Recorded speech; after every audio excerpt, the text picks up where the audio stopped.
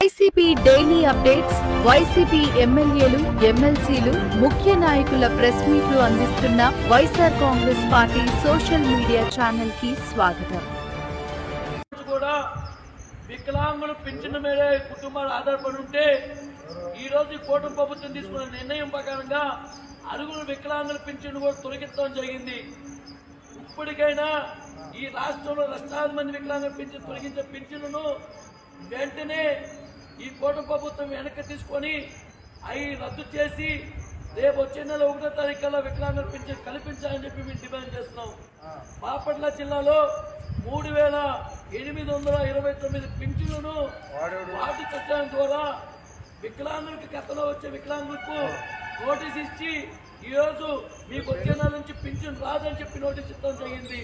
అడగని వికలాంగులు కాలు చెయ్య మోగా చెవుడున్న వికలాంగుల పింఛను తొలగించడానికి ఈ కూటమి ప్రభుత్వం ఎలా మనసు వస్తుందని చెప్పి మేము డిమాండ్ చేస్తున్నాం.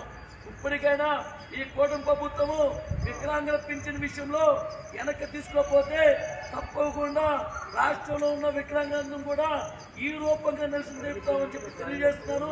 బాపట్ల జిల్లా గవర్నర్ జిల్లా కలెక్టర్ గారు మా వికలాంగుల సమస్యని వికలాంగుల పింఛన్ తొలగించిన విషయం మీద తప్పకుండా చర్య తీసుకొని మా వికలాంగులందరూ కూడా వికలాంగుల పింఛన్ను మళ్ళీ కొనసాగించాలని చెప్పి డిమాండ్ చేస్తున్నాం. జిల్లా కలెక్టర్ గారు గవర్నర్ జిల్లా కలెక్టర్ గారు తప్పకుండా ఈ చేస్తున్న నిరసన కార్యక్రమానికి తప్పకుండా జిల్లా కలెక్టర్ గారు వచ్చే వరకు కూడా మీరు ఎక్కడి నుంచి దిగనని చెప్పి డిమాండ్ చేస్తున్నా. ఫస్ట్ నుంచి వస్తుంది మీరు పెన్షన్ అడగాలి.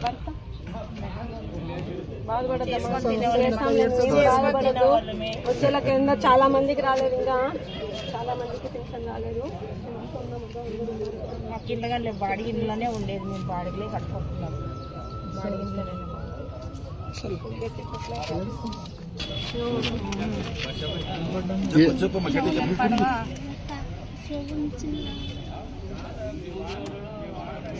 ఏమని చెప్తున్నాను,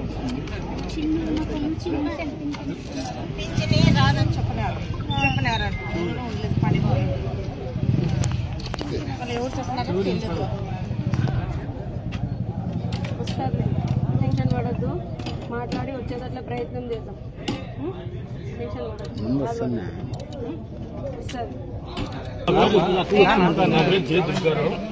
నేను పెరాలసిస్ క్యాండిడేట్. నాకు 4 డిజబిలిటీలు ఉన్నాయి. 1 బ్రెయిన్, 2 కన్ను, 3 చెయ్యి, 3 కాళ్ళు, 4వది కిడ్నీ. ఈ 4 ప్రాబ్లమ్స్ ఉన్నాయి. నాకు 15,000 పింఛన్ వచ్చేది. వయసు ఫస్ట్ పాలనలో 2,000 పింఛన్ వచ్చేది. జగనన్న పాలనలో 6,000 పింఛన్ వచ్చేది. 6,000 నుంచి పింఛన్ వచ్చినప్పటి నుంచి నేను బాగానే వస్తుంది. నాకు ఇంటికి వచ్చి తెల్లారుజామునే వచ్చి జగనన్న ప్రభుత్వంలో వాళ్ళు వచ్చి నాకు ఈ పింఛన్ ఇంటికాడ ఇచ్చేవారు. కానీ ఈ ప్రభుత్వంలో వచ్చాక 15,000 చేస్తామన్నారు. చేసిన 3 నెలలకి 4 నెలలకు తీసుకున్నాను. అసలు నువ్వు దీనికి అర్హుడే కాదని చెప్పి నన్ను అది ఏదో నోటీస్ ఇచ్చారు. వాళ్ళ దగ్గరికి పోతే, సచివాలయం సిబ్బంది దగ్గరికి పోతే వాళ్ళు దీని మీద సంతకం పెడితే మీకు నోటీస్ ఇస్తాము, లేకపోతే మీకు పింఛన్ రాదంటే నేను తెలియక సంతకం పెట్టాను. నేను చదువుకోలేదు, నేను తెలియకుండా సంతకం పెట్టినాను. నాకు పింఛన్ రాకున్నట్లు అన్యాయం చేశారు. అది సంతకం పెట్టిన తర్వాత తీసుకుపోయి మున్సిపల్ ఆఫీసులో ఇమ్మన్నారు, కమిషనర్ దగ్గర. ఆడ పోయి అక్కడ ఇచ్చాము. ఈ పింఛన్ మళ్ళీ రేపు నెల మాకు వస్తుందో లేదో మాకేం అర్థం కావట్లేదు. మరి మేము ఎవరిని పట్టుకోవాలో, ఎవరిని అడగాలో, మాకు న్యాయం ఎక్కడ జరుగుతుంది అనేది నేను అడుగుతున్నాను. ఇవన్నీ వాంటెడ్ గా కూటమి ప్రభుత్వము ఈ రోజు వేరే పథకాలు అమలు చేస్తున్నందుకు అదే కదా. ఇంకొకటి కూడా ఈ ఉచిత బస్సు పెట్టడానికి కారణం ఏంది కదా? అడిగినారా? అక్కలు అడిగినారా? అమ్మోళ్ళు అడిగినారా? ఎవరు అడిగినారక? వాళ్ళకి ఉచిత కాలు చేయాలి ఎత్తుకున్న ఉచిత బస్సులు పెట్టి కాలు చేయాల వికలాంగులైన మా మీద పడేది ఏంటి? లేదన్నా మేము ఖచ్చితంగా మీకోసం పోరాడతాము. ఎంతవరకైనా మీరు ఎప్పుడన్నా పిలిచండి, మేము మీకోసం వచ్చి పోరాడేకి రెడీ. ఎక్కడికన్నా ఎంత దూరమైనా పోయేకి కూడా రెడీ. మేమైతే ఇంతటితో ఆపము. మళ్ళీ మీకు జినై నుండే పింఛన్లు అందరికీ అందే వరకు ఇంతటితో ఈ పోరాటం అనేది ఆపే ప్రసక్తే ఉండదు. ఎంత దూరమైనా కూడా మీకోసము వైఎస్ఆర్ కాంగ్రెస్ పార్టీ కుటుంబ సభ్యులమంతా ఉన్నాము. ఖచ్చితంగా రాబో రోజులన్నీ మంచి రోజులు. ఏమి జరిగినా విజయవాడకు పోయి గాని, అధికారుల దృష్టికి ప్రతిదీ తీసుకుపోయి గాని మీకోసం ఫైట్ చేసేకి మేమున్నాము. మీరు ధైర్యంగా ఉండండి.